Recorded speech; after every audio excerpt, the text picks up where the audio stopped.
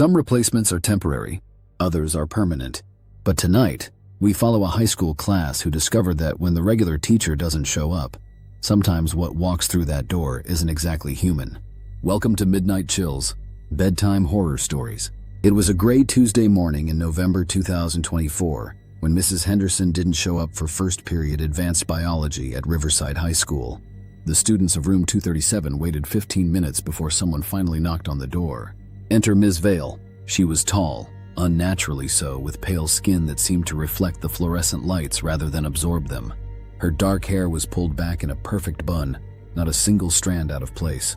She wore a black dress that looked expensive but old-fashioned, like something from the 1950s. But it was her eyes that made 17-year-old Jake Morrison shift uncomfortably in his seat. They were too large for her face, and when she looked at you, it felt like she was seeing more than just your appearance. "Good morning, class," she said, her voice carrying an odd accent that none of the students could place. "I am Ms. Vale, your substitute teacher. Mrs. Henderson has taken an unexpected leave of absence." The way she said unexpected made it sound permanent. "Final." Jake raised his hand. "Is Mrs. Henderson okay?" "She was here yesterday. She seemed fine." Ms. Vale's smile was perfectly symmetrical, showing teeth that were just a bit too white, a bit too sharp. "Mrs. Henderson is exactly where she needs to be, dear. Now, shall we begin today's lesson?" She moved to the whiteboard with fluid, almost gliding steps. Her handwriting appeared on the board in perfect script, as if she were using a calligraphy pen instead of a dry erase marker. Today's topic, metamorphosis. The process by which one form of life transforms into another. Sarah Chen, sitting in the front row, whispered to her friend Emma, "That's not what we were supposed to study today. We're doing cellular respiration this week." Ms. Vale stopped writing, though her back was still to the class. "I heard that, Miss Chen. Perhaps you'd like to share your concerns with everyone." Sarah's face flushed red. Mrs. Henderson gave us a schedule. We're supposed to be studying cellular respiration, not metamorphosis." Ms. Vale turned around slowly, her two large eyes focusing on Sarah with an intensity that made the girl sink lower in her seat. "Schedules change, Miss Chen. Life changes, sometimes very quickly, sometimes in ways we don't expect. Tell me, what do you know about chrysalis formation?" The question hung in the air like a threat. Sarah mumbled something about butterflies and cocoons, her voice barely audible. "Excellent. But metamorphosis isn't limited to insects, is it?" Ms. Vale's gaze swept across the room, making eye contact with each student. "Many creatures undergo dramatic transformations. Caterpillars become butterflies. Tadpoles become frogs. And sometimes, with the right conditions, humans can transform as well." Jake felt a chill run down his spine. "That's not how biology works. Humans don't metamorphose." Ms. Vale's smile widened, showing more of those sharp white teeth. "Don't they, Mr. Morrison? Haven't you ever noticed how people change? How they become different versions of themselves? Sometimes the transformation is gradual. Sometimes it happens all at once. Sometimes it requires assistance."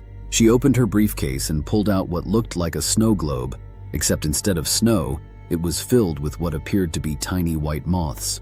They fluttered frantically against the glass, their wings creating a hypnotic pattern. "This is a chrysalis chamber," she said, setting it on her desk. "A controlled environment for transformation. Would anyone like to volunteer to observe the process up close?" No one moved. The room had grown noticeably colder, and several students were rubbing their arms to ward off the chill. Ms. Vale seemed to take their silence as enthusiasm. "Wonderful. Let's start with Miss Chen, since she's so eager to participate." Sarah shook her head violently. "I don't want to. I want to go to the nurse. I don't feel well." "Nonsense. You're perfectly healthy. For now." Ms. Vale picked up the snow globe and began walking towards Sarah's desk. The moths inside seemed to sense her movement, their fluttering becoming more frantic. Jake stood up abruptly. "This is weird. I'm going to get the principal." "Sit down, Mr. Morrison." Ms. Vale didn't turn around, but her voice carried such authority that Jake found himself sinking back into his chair against his will. "We haven't finished our lesson." She reached Sarah's desk and set the globe down directly in front of the trembling girl. "Look closely, Miss Chen. Tell me what you see." Sarah stared into the glass, her eyes growing wide and unfocused. I see myself, but different. Older. My skin is pale like yours. My eyes are bigger. I'm wearing a black dress and I'm standing in front of a class, teaching them about metamorphosis." "Very good. And how does that make you feel?" "It makes me feel hungry." Sarah's voice had changed, becoming softer and more distant. "Hungry for something I can't name." something warm and bright and full of life. The other students were beginning to panic now. Emma grabbed Sarah's arm, trying to shake her out of her trance. Sarah, snap out of it. This isn't normal. But Sarah didn't respond. She continued staring into the globe, her breathing becoming shallow and rapid. As the class watched in horror, her skin began to pale, taking on the same reflective quality as Ms. Vale's. Her eyes seemed to grow larger, pushing against the boundaries of her face.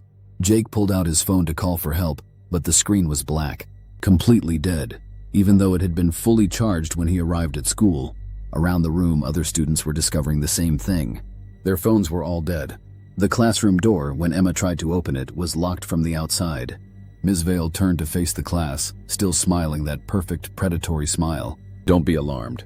The transformation process can be uncomfortable at first, but it's quite necessary. You see, my kind requires suitable vessels to continue our existence. Young minds are so much more adaptable than older ones. What are you? Jake demanded, though his voice cracked with fear.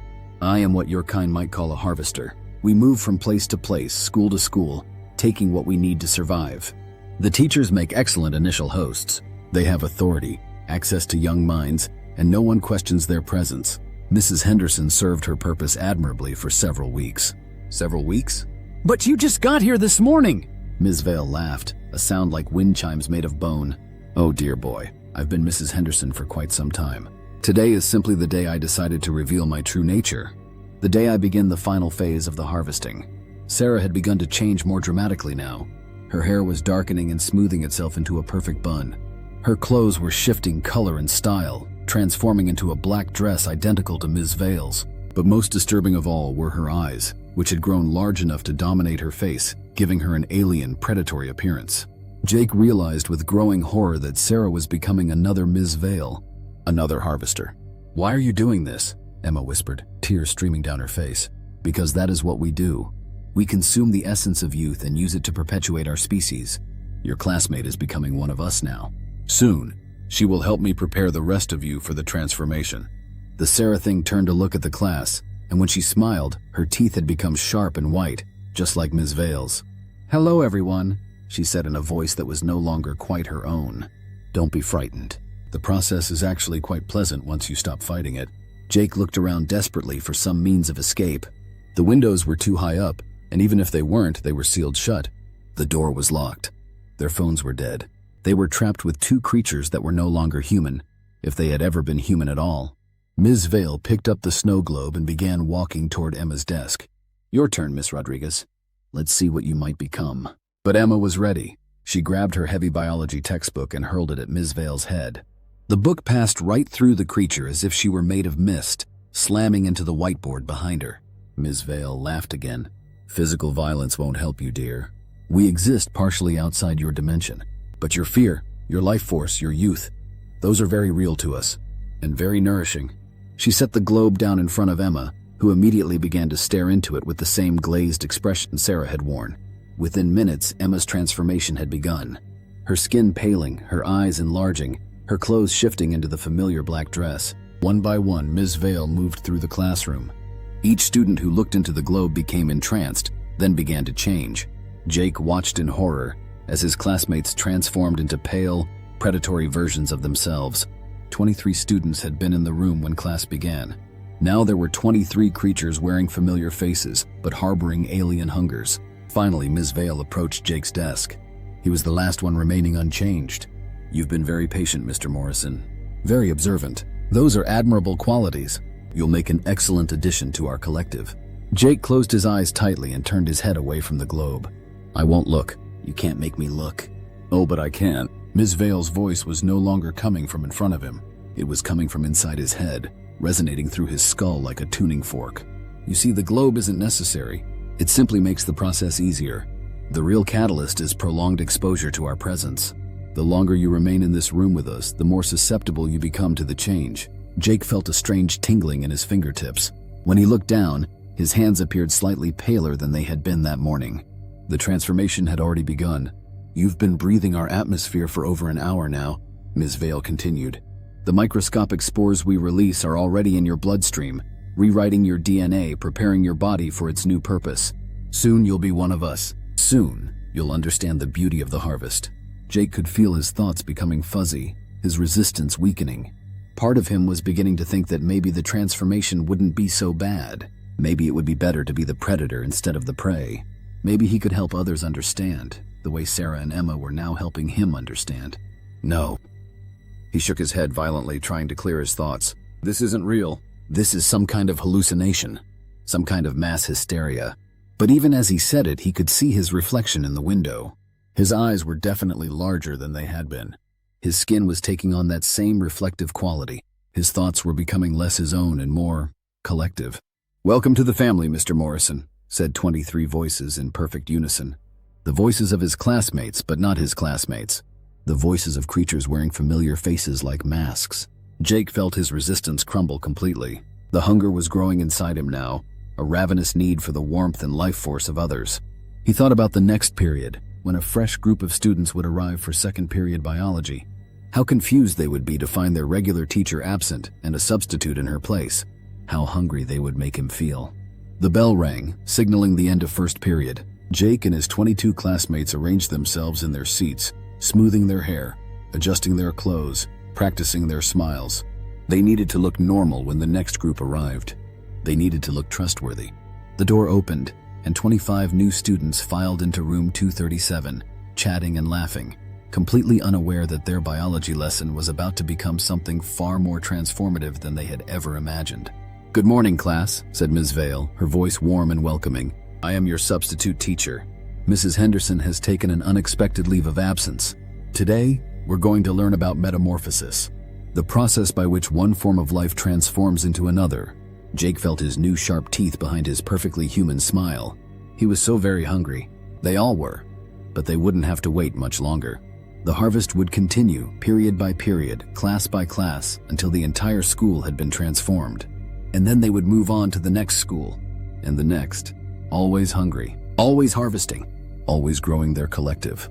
Outside, the real Mrs. Henderson's car sat in the faculty parking lot, her keys still in the ignition, her purse still on the passenger seat. But Mrs. Henderson herself was nowhere to be found. She had been the first to look into the globe 3 weeks ago, when the creature that called itself Ms. Vale had first arrived at Riverside High School. Her transformation had been complete. Her essence had been absorbed. Her knowledge, her memories, her authority, all of it had been integrated into the collective. She had served her purpose admirably, just as these students would serve theirs. The harvest continues. The collective grows.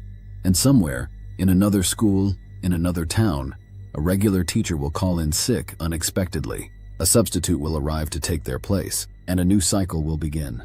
Because some lessons never end, some teachers never leave, and some substitutes are permanent replacements. If your regular teacher ever fails to show up, and the substitute who arrives seems just a little too perfect, a little too interested in transformation and change, remember this story. Don't look into any snow globes.